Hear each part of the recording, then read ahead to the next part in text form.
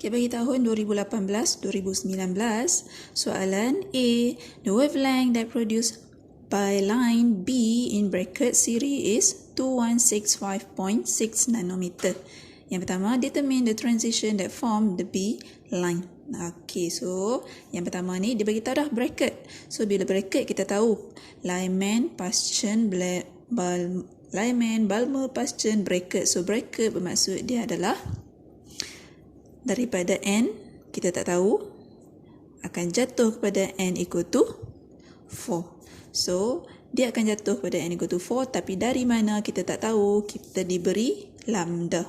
So bila kita diberi lambda, kita pakai formula 1 over lambda equal to RH 1 over n1 squared minus 1 over n2 squared, where n1 is less than n2. So ini formula, tulis mula, markah dekat situ. So 1 over lambda kita ada. So 2165.6 nanometer, kita perlu convert dahulu kepada meter. Bermaksud 2165.6 kita akan darab dengan 10 power of negative 9 meter. Okay, convert dahulu sebelum kita masukkan dalam formula. Okay, so 2165.6 times 10 power of negative 9. Ini lambda kita. RH kita pakai 1.097 darab 10 kuasa 7. Kemudian 1 over N1 kita memandangkan dia jatuh pada atas, turun ke bawah. So N1 kita adalah paling kecil antara kedua-duanya. So 4 lah yang di hadapan ni. 1/4 squared minus 1/N2 squared yang kita tak tahu, kita nak cari. So kita selesaikan satu demi satu, jangan kalut, dan kita akan dapat N2 kita adalah 7. Okay, so ini saya simplify lah, kamu buat satu-satu. So bawa ini dahulu ke sini, kemudian barulah buka bracket, kita bawa ini ke sini, kemudian kita bawa satu-satu. So soalan minta determine the transition. Soalan tak minta N2 pun. Soalan minta transition bermaksud kita kena bagi tahu transition kita. So transition of electron tu daripada n equal to 7 to n equal to 4. Okay, barulah dapat markah kat situ. And then yang kedua, soalan minta calculate the energy emitted for the transition. So dekat situ kita boleh terus pakai, dah dibagi dekat dalam kita punya lambda, kita terus pakai delta E equal to Hc over lambda. Tak payah susah-susah. Okay, so masukkan kita punya Hc kita constant 6.63 darab 10 kuasa negatif 34 times dengan speed of light 3 darab 10 kuasa 8 bahagi dengan lambda kita pun sama, kita pakai yang unit meter tadi. So 2165.6 darab 10 kuasa negatif 9. Okay, so masukkan dalam kalkulator. Kita punya delta E 9.18 darab 10 kuasa negatif 20 joule. Okay, so siaplah calculation of delta E.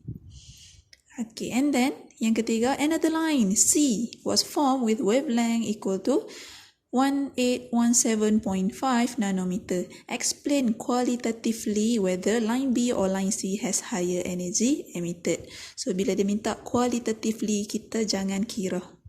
Okay, so dia minta kamu explain pakai ayat. Kalau kuantitatif, itu pengiraan. So bila kamu kira, kamu tak dapatlah markah untuk explanation kualitatif ni. So bila kita nak cakap pasal explanation, dia mudah saja. So untuk jawapan ketiga, dia bagi lambda. So kamu compare lah lambda keduanya ni. Macam mana kamu nak tahu lambda mana yang lebih tinggi energi? Kita tengok kepada formula. So according to delta E equal to Hc over lambda.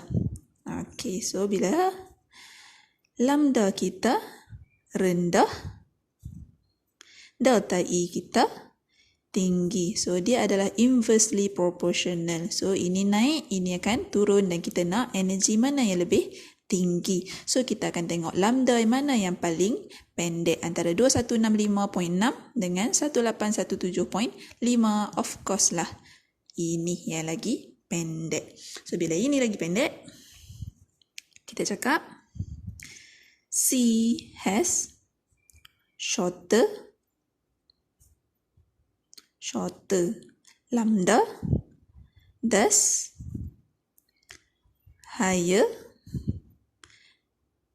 delta E ataupun higher energy emitted. Siap explanation. Pendek je. Itu je explanation kita.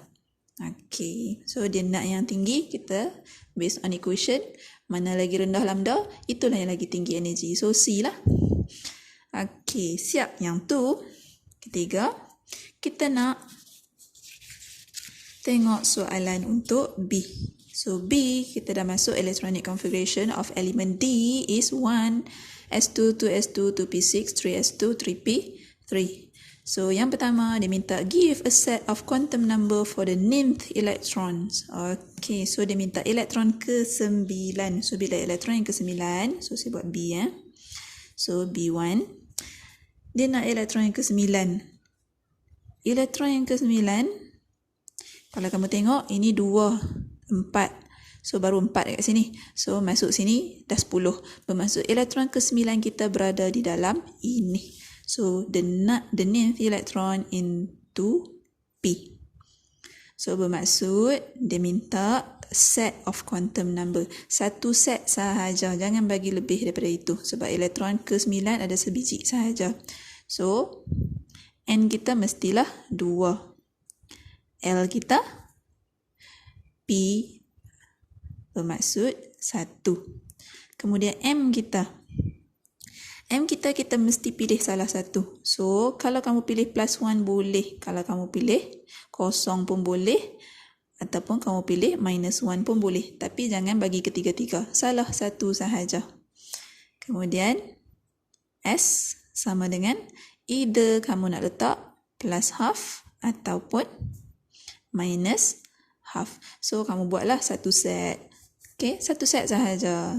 So, contohlah example. So, saya buat 2, 1,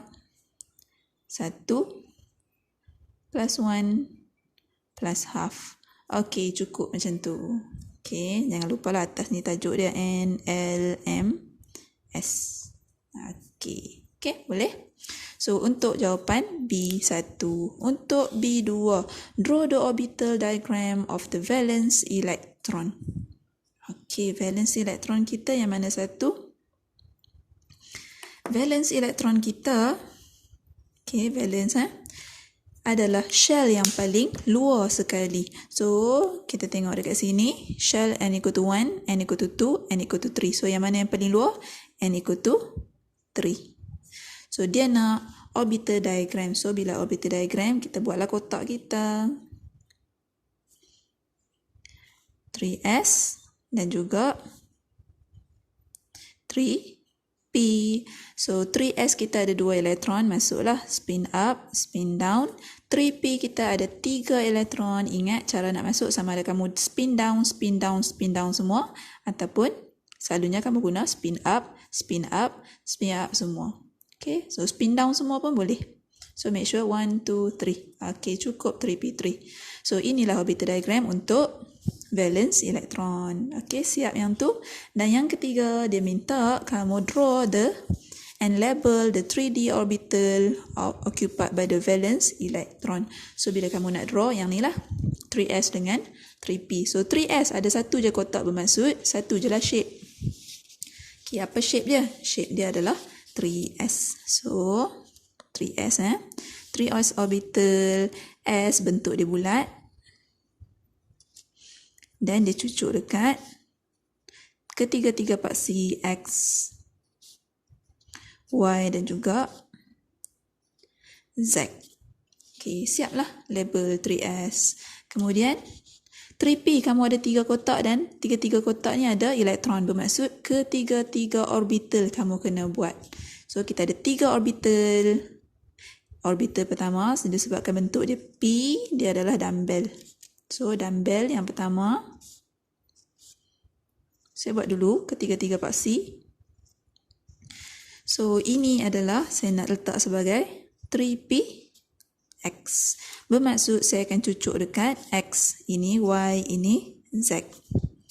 Okay. So itu kotak pertama. Kotak kedua ada juga elektron. Okay, saya buat lagi dumbbell yang kedua. Make sure size lebih kurang lah. Saya cucuk juga. Lukisan kamu sama pun tak ada masalah. Cuma kita nak tukar label orbital je. So kotak kedua saya label sebagai 3p y. Bermaksud orbital saya akan cucuk pada axis y ini, x ini, z. Dan kotak ketiga pun ada elektron. So saya akan lukis lagi satu. Cucuk. Okey, so ini adalah 3p. Z di mana orbital saya cucuk pada orbital Z. Ini X, ini Y. Okey, so siaplah orbital untuk valence elektron. So, ada satu kotak untuk 3s, ada 3 kotak untuk 3p.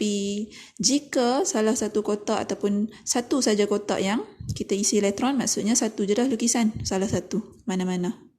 Tapi kalau ada 3 kotak, ada 3 elektron, kita perlu label semua. Kalau ada 5 elektron dalam ni pun, kita masih menggunakan kotak yang sama. So, tetap 3 orbital. Okay. And then, kita dah draw. Okay, so dah siap draw. Soalan minta explain the filling of valence electron. So, saya letak tepi ni.